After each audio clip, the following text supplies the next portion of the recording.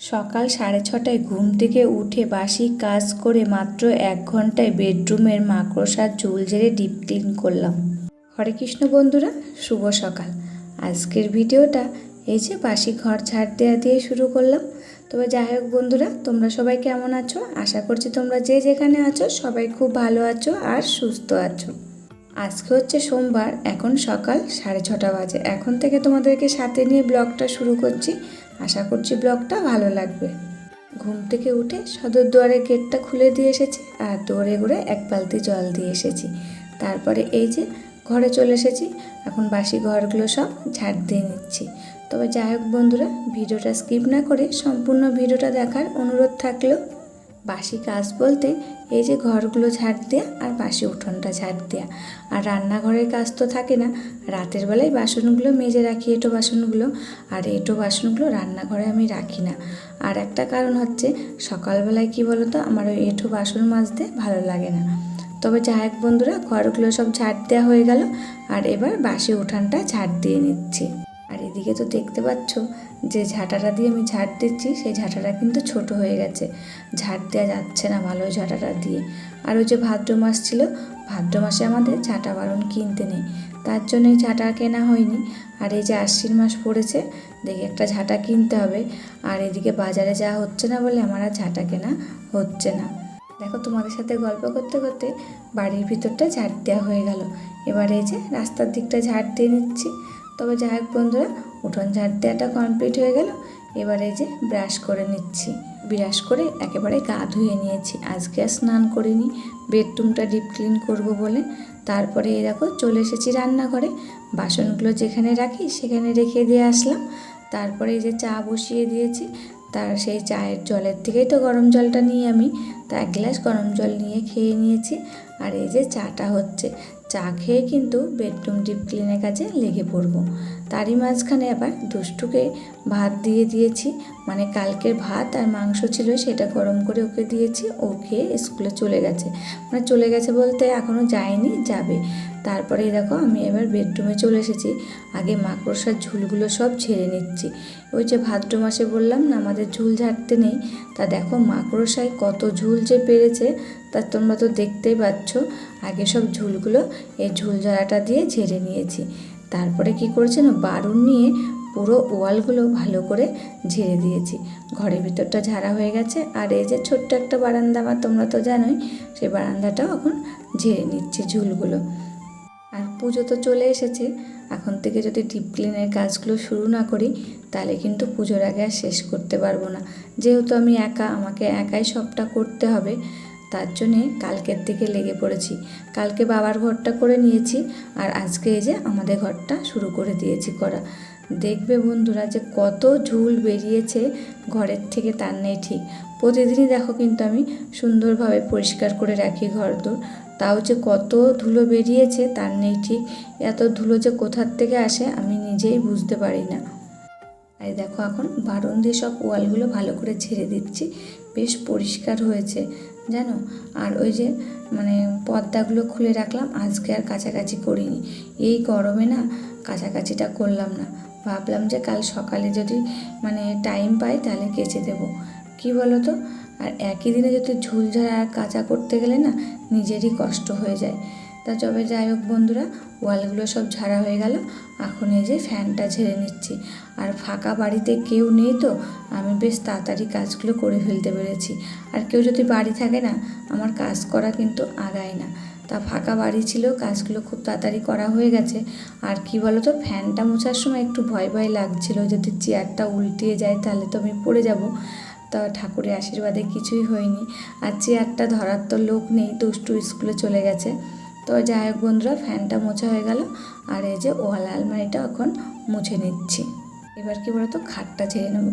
খাটের পরে যে মানে গদিটার পরে যে ক্যাথা, তারপরে লেপ আর বালাপোষ থাকতো, সেইগুলো সব ছাদে মানে নেড়ে দিয়ে এসেছি একটু গরম হোক। আর এই গদিটাকে আমি বের করতে পারলাম না, যেহেতু হচ্ছে আমাদের দরজা দিয়ে একা একা বের করা যাবে না, তার জন্য আর রিস্ক নিলাম না। গদিটা উঁচু করে দিলাম, খাড়া করে রেখে দিলাম। তারপরে খাটটা ভালো করে মানে বারণ দিয়ে ঝাড় দিয়ে নিই, তারপরে আবার গদিটা পেতে দিলাম।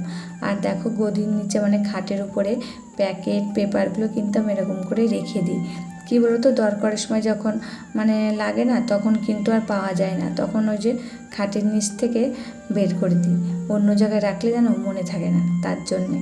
তারপরে এই যে খাটটা এখন সুন্দর করে মুছে নিচ্ছি, যেহেতু ঝুল ঝেড়েছি, ধুলো তো পড়েছে, খাটটা তো সুন্দর করে মুছতেই হবে, তার জন্য খাটটা সুন্দর করে মুছে নিচ্ছি।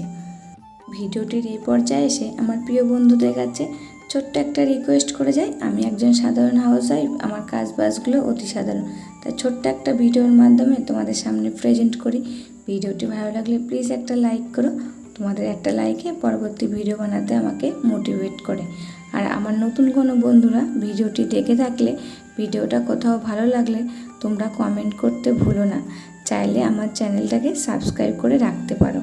যারা আমার চ্যানেলটাকে সাবস্ক্রাইব করে রেখেছো তাদেরকে অসংখ্য অসংখ্য ধন্যবাদ আর ভালোবাসা। তোমাদের সাথে কথা বলতে বলতে সোফার সাইডটাও আমার কিন্তু ঝাড়া মোছা হয়ে গেল, আর সোফাটাকে সরিয়েই কিন্তু মুছেছি, যেহেতু ঝুল ওখানেও থাকতে পারে তার জন্যে।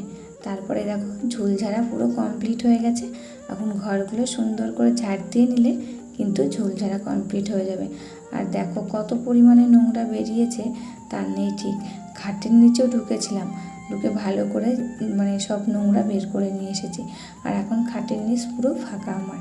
তবে যাই হোক বন্ধুরা, যে সকল প্রিয় বন্ধুরা আমাকে সুন্দর সুন্দর কমেন্ট করো, তাদের কমেন্টের নামগুলো নিই: চন্দনা ব্লগ, রিনা চৌধুরী, হ্যাপি হ্যাপি মন daily blog, দুলালি lifestyle, দীপেনটেক্স blog, Swapna, Abdullah, আমিকা মালা, টুকুন লাইফস্টাইল ব্লগ।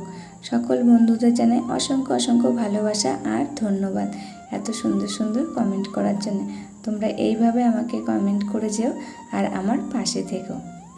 তোমাদের সাথে গল্প করতে করতে ঘরটা আমার ঝাড় দেওয়া হয়ে গেল, এই যে এখন ঘরটা মুছে নিচ্ছি। আর ওই ডাইনিংটা মোছা হয়ে গেছে, তোমাদের সাথে আর শেয়ার করলাম না, তাই এই বেডরুমটাই তো ডিপ ক্লিন করেছি, তার জন্যে এই বেডরুমটাই মানে মোছাটা তোমাদের সাথে শেয়ার করছি। আর তোমাদের সাথে গল্প করতে করতে কিন্তু কাজগুলো আমার খুব তাড়াতাড়ি করা হয়ে যায়। তোমাদেরকে বলি না যে তোমাদের সাথে গল্প করলে আমার কাজগুলো খুব তাড়াতাড়ি হয়ে যায়, সত্যি গো, তোমাদের সাথে গল্প করতে করতে কাজগুলো যে কখন করে ফেলছি মানে নিজেই জানতে পারছি না, সেরকম একটা ব্যাপার হয়েছে। তবে যাই হোক বন্ধুরা, ঘরটা মোছা হয়ে গেছে, তারপরে এই যে রান্নায় চলে এসেছি। আর কি বলতো, কালকের মাংসটা তো রয়েছে, তা আজকে আর বেশি কিছু করব না, আজকে অনেক খাটাখাটনি হয়েছে এই গরমের ভিতরে, তার জন্য আলু আর পেঁপে দিয়ে একটা তরকারি করব। তরকারি বলতে একটু ঝোল ঝোল করব আর উস্তে ভাজবো, আর কিছু করব না, আর ভাতটা তো করতেই হবে। তো যাই হোক বন্ধু, দেখো আলু পেঁপের তরকারিটা হয়ে গেছে, আর এই যে এখন উস্তেগুলো ভেজে নিচ্ছি। উস্তেটা ভাজা হয়ে গেলে তারপরে ভাতটা বসিয়ে দেবো। আর এইদিকে ভাত বসিয়ে দিয়ে তারপরে এই যে ছাদের উপরে সব রোদ্দুরে দিয়েছিলাম সেইগুলো তুলতে এসেছি। দেখো বেশ সুন্দর গরম হয়েছে, আর কাঁথা কাপড়গুলো যেন একটু মচমচে হয়েছে। খাটে যে পাতবো না, একটু বেশ গদি গদি হয়েছে আজকে, অনেক দিন পরে একটু মনে হচ্ছে গদিতে শুলাম যেন, তোমাদের বলতে যে হাসি পেয়ে যাচ্ছে আমার।